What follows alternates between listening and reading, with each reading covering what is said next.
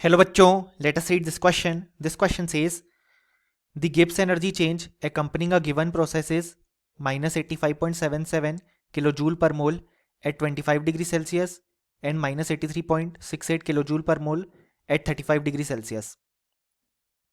So इस question में कहा गया है कि जो गिब्स एनर्जी चेंज है गिवन प्रोसेस के लिए वो 25 डिग्री सेल्सियस और 35 डिग्री सेल्सियस पे हमारे पास गिवन है और हमें यहाँ पे heat of reaction of process calculate करना है एट 30 डिग्री सेल्सियस.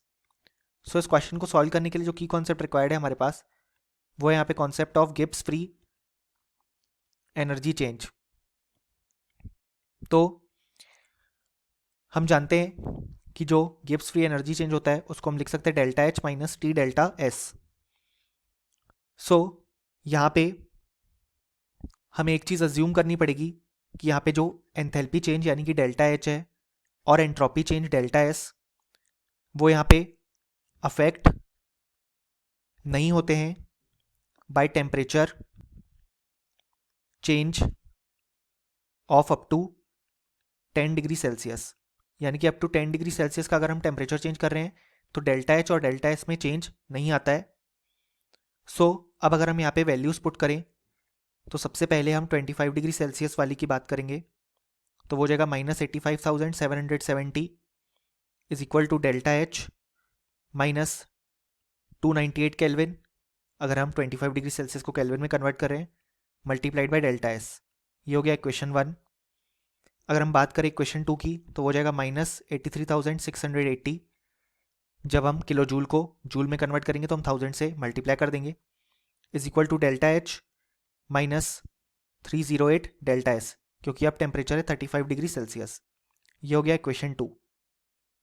अब यहाँ पे अगर हम इक्वेशन 1 से यहाँ पे डेल्टा एस को लिखें तो हम लिख सकते हैं कि जो डेल्टा एस है वो हमारे पास यहाँ पे हो जाएगा डेल्टा एच प्लस 85,770 अपॉन 298 और इसी डेल्टा एस को हम यहाँ पे पुट कर देंगे.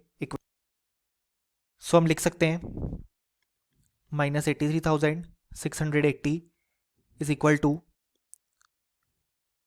Delta H minus 308 upon 298 delta H plus 85,770. जब हम यहाँ पे डेल्टा एस को रिप्लेस करते हैं इक्वेशन 2 में सो यहाँ से जब हम डेल्टा एच को सॉल्व करेंगे तो हमारे पास यहाँ पे जो डेल्टा एच है उसकी वैल्यू आ जाएगी माइनस 148.05 किलो जूल पर मोल. यहाँ पे पहले वैल्यू हमारे पास जूल में आएगी देन हमने उसको किलो जूल में कन्वर्ट कर लिया है. सो ये आ गया हमारे पास final solution. Hope you understood it well. Best of luck.